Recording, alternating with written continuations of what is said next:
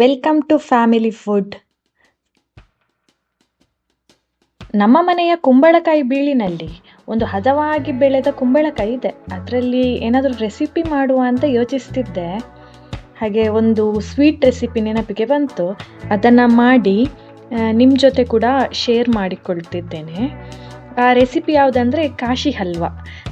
ಕಾಶಿ ಹಲ್ವಾ ತುಂಬ ಟೇಸ್ಟಿಯಾಗಿರುವಂಥ ಒಂದು ಸ್ವೀಟ್. ಹಾಗೆ ಈಗ ಹೆಚ್ಚಿನ ಮದುವೆ ಮನೆಗಳಲ್ಲಿ ಈ ಐಸ್ ಕ್ರೀಮ್ ಜೊತೆ ಕಾಂಬಿನೇಷನ್ ಆಗಿ ಕೊಡ್ತಾರೆ. ತುಂಬ ಒಳ್ಳೆಯದಾಗ್ತದೆ. ಅದನ್ನು ಈಸಿಯಾಗಿ ಮನೆಯಲ್ಲಿ ಹೇಗೆ ಮಾಡ್ಬೋದು ಅಂತೇಳಿ ನಾನು ನಿಮಗೆ ತೋರಿಸ್ಕೊಡ್ತಾ ಇದ್ದೇನೆ. ನಾನು ಕುಂಬಳಕಾಯಿಯನ್ನು ಕಟ್ ಮಾಡಿ ಈ ವಿಡಿಯೋದಲ್ಲಿ ಕಾಣ್ತಿದೆಯಲ್ಲ ಹಾಗೆ ಪೀಸ್ ಮಾಡ್ಕೊಂಡಿದ್ದೇನೆ. ಹಾಗೆ ಕತ್ತಿಯಲ್ಲಿ ಅದರ ಸಿಪ್ಪೆ ಮತ್ತು ತಿರುಳನ್ನು ತೆಗೆದಿದ್ದೇನೆ. ಈಗ ಎಲ್ಲ ಕುಂಬಳಕಾಯಿ ಪೀಸಿದ್ದು ಸಿಪ್ಪೆ ಮತ್ತು ತಿರುಳು ತೆಗೆದಾಗಿದೆ. ಈಗ ಒಂದ್ಸತಿ ನೀರಲ್ಲಿ ಇದನ್ನು ತೊಳ್ಕೊಂಡಿದ್ದೇನೆ. ಈಗ ಈ ಕುಂಬಳಕಾಯಿ ಪೀಸನ್ನು ತುರಿಯೋ ಮಣೆಯಲ್ಲಿ ತುರ್ಕೊಳ್ಬೇಕು. ಅದರಲ್ಲಿ ತುರಿಯೋ ಮಣೆಯಲ್ಲಿ ಸಣ್ಣ ಸಣ್ಣ ಕಣ್ಣಿರುವ ಇದಿರ್ತದಲ್ಲ, ಅದರಲ್ಲಿ ತುರ್ಕೊಳ್ತಾ ಇದ್ದೇನೆ. ಸೊ ಅದು ಎಷ್ಟು ಸಣ್ಣ ಆಗ್ತದೆ ಅಷ್ಟು ತಿನ್ನಲಿಕ್ಕೆ ಒಳ್ಳೆಯದಾಗ್ತದೆ. ಈಗ ನಾನಿಲ್ಲಿ ಒಂದು ಕುಕ್ಕರ್ ತಗೊಂಡು ಅದರಲ್ಲಿ 1 ಸ್ಪೂನ್ ತುಪ್ಪ ಹಾಕಿ ಹಾಗೆ ತುರಿದಿರುವಂಥ ಕುಂಬಳಕಾಯಿಯನ್ನು ಒಂದು ಕಪ್ನಲ್ಲಿ ಅಳತೆ ಮಾಡಿ ಹಾಕಿ ಅದನ್ನು ಗ್ಯಾಸ್ನಲ್ಲಿಟ್ಟು ಒಂದು ಸತಿ ನೀಟಾಗಿ ತಿರುಗಿಸ್ಕೊಂಡು ಮುಚ್ಚಳ ಮುಚ್ಚಿ 1 ವಿಷಲ್ ಕೂಗಿಸ್ಕೊಳ್ತಿದ್ದೇನೆ. 10 to 15 ಮಿನಿಟ್ಸ್ ಬಿಟ್ಟು ವಿಷಲ್ ಕಂಪ್ಲೀಟ್ ಹೋದ್ಮೇಲೆ ಈಗ ಮುಚ್ಚಳವನ್ನು ಓಪನ್ ಮಾಡ್ತಾ ಇದ್ದೇನೆ. ನೋಡಿ ಎಷ್ಟು ಚೆನ್ನಾಗಿ ಕುಂಬಳಕಾಯಿ ಬೆಂದಿದೆ. ಈಗ ಅದನ್ನು ಇನ್ನೊಂದು ಪಾತ್ರೆಗೆ ಹಾಕಿ ಅದನ್ನು ಚಿಕ್ಕ ಬರ್ನರ್ ಇರುವ ಗ್ಯಾಸ್ ಸ್ಟವ್ ಮೇಲೆ ಇಟ್ಟು ಹೈ ಫ್ಲೇಮ್ನಲ್ಲಿಟ್ಟು ಮುಚ್ಚಳ ಮುಚ್ಚದೇನೆ ಬೇಯಿಸ್ಕೊಳ್ತಾ ಇದ್ದೇನೆ. ಆಗ ನೀರು ಬೇಗ ಆವಿ ಆಗ್ತದೆ. ಸೊ ನೀರು ನೀಟಾಗಿ ಆವಿ ಆದಮೇಲೆ ಇದಕ್ಕೆ ನಾನು ಸಕ್ಕರೆ ಸೇರಿಸ್ಕೊಳ್ತಿದ್ದೇನೆ. ಸಕ್ಕರೆಯನ್ನು ನಾನು ಒಂದು 3 ಕಪ್ಪಷ್ಟು ಸೇರಿಸ್ಕೊಳ್ತಿದ್ದೇನೆ. ಈ ತುರಿದ ಕುಂಬಳಕಾಯಿ 7 ಕಪ್ಪಿತ್ತು. ಇದರ ಅರ್ಧಕ್ಕಿಂತ ಸ್ವಲ್ಪ ಕಡಿಮೆ ಸೇರಿಸ್ಕೊಂಡ್ರೆ ಒಳ್ಳೆಯದು. ಈಗ 3 ಕಪ್ ಅಂದರೆ ಅದು ಮೀಡಿಯಮ್ ಸ್ವೀಟ್ ಆಗ್ತದೆ. ಇನ್ನು ಕಡಿಮೆ ಸ್ವೀಟ್ ಬೇಕಂತಿದ್ರೆ ಒಂದು 2.5 ಕಪ್ವರೆಗೆ ಸೇರಿಸ್ಕೊಳ್ಬೋದು. ಅದಕ್ಕಿಂತ ಕಡಿಮೆ ಆದರೆ ತುಂಬ ಸ್ವೀಟ್ ಕಡಿಮೆ ಆಗ್ತದೆ.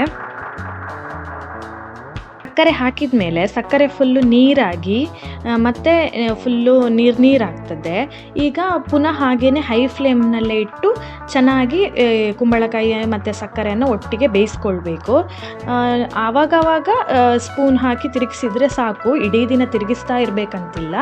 ಹಾಗೆಯೇ ನೋಡಿ ಈಗ ಸಕ್ಕರೆ ಕೂಡ ಸ್ವಲ್ಪ ಡ್ರೈ ಆಗ್ತಾ ಬಂದಿದೆ. ಈಗ ನಾನು ಇದಕ್ಕೆ 1 ಸ್ಪೂನ್ ತುಪ್ಪ ಆ್ಯಡ್ ಮಾಡ್ಕೊಳ್ತಾ ಇದ್ದೇನೆ. ಹೀಗೇ ನಾನು ಟೋಟಲಾಗಿ 3 ಸರ್ತಿ 3 ಸ್ಪೂನ್ ತುಪ್ಪವನ್ನು ಆ್ಯಡ್ ಮಾಡ್ಕೊಂಡಿದ್ದೇನೆ. ಈಗ ಇದು ಆಲ್ಮೋಸ್ಟು ಬೆಂದಾಗಿದೆ. ಹಾಗೆಯೇ ಫೈನಲ್ ಸ್ಟೇಜಲ್ಲಿದೆ. ಈಗ ಇದಕ್ಕೊಂದು ಸಿಂಪಲಾಗಿ ಒಂದು ಕ್ಯಾಶು ಎಲ್ಲ ಫ್ರೈ ಮಾಡಿ ಹಾಕುವ.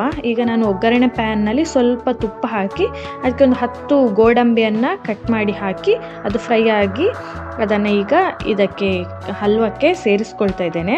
ಹಾಗೆಯೇ ನಾನಿಲ್ಲಿ ಏಲಕ್ಕಿಯನ್ನು ಗುದ್ದಿ ಪುಡಿ ಮಾಡಿ ಇಟ್ಕೊಂಡಿದ್ದೇನೆ. ಇದಕ್ಕೊಂದು 5 ಏಲಕ್ಕಿ ಹಾಕಿ ಪುಡಿ ಮಾಡಿ ಇಟ್ಕೊಂಡಿದ್ದೇನೆ. ಸೊ ಆ ಏಲಕ್ಕಿ ಪೌಡರನ್ನು ಕೂಡ ಸೇರಿಸಿ ಒಂದು ಸತಿ ನೀಟಾಗಿ ಮಿಕ್ಸ್ ಮಾಡಿದರೆ ಕಾಶಿ ಹಲ್ವಾ ತಿನ್ನಲಿಕ್ಕೆ ರೆಡಿಯಾಗಿದೆ.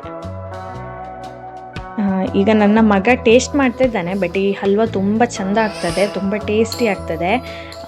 ಹಾಗೆ ನಮಗೆ ಕುಂಬಳಕಾಯಿ ಹೀಗೆ ಪದಾರ್ಥದಲ್ಲೆಲ್ಲ ತಿನ್ನಲಿಕ್ಕೆ ಇಷ್ಟ ಇಲ್ಲದವರು ಹೀಗೆ ಮಾಡಿ ತಿನ್ಬೋದು. ತುಂಬ ಟೇಸ್ಟ್ ಇರ್ತದಲ್ಲ, ಎಲ್ಲರಿಗೂ ಕೂಡ ಲೈಕ್ ಆಗ್ತದೆ. ಇವತ್ತೇ ನೀವು ಕೂಡ ಈ ರೆಸಿಪಿಯನ್ನು ಟ್ರೈ ಮಾಡಿ ಹಾಗೆ ಹೇಗೆ ಬಂದಿದೆ ಅಂತೇಳಿ ಕಮೆಂಟ್ ಮಾಡಿ ತಿಳಿಸಿ. ಈ ವಿಡಿಯೋ ನಿಮಗೆ ಇಷ್ಟ ಆಗಿದ್ದರೆ ಲೈಕ್ ಮಾಡಿ, ಶೇರ್ ಮಾಡಿ, ಹಾಗೆ ನಮ್ಮ ಚಾನಲನ್ನು ಸಬ್ಸ್ಕ್ರೈಬ್ ಮಾಡಿ. ಧನ್ಯವಾದಗಳು.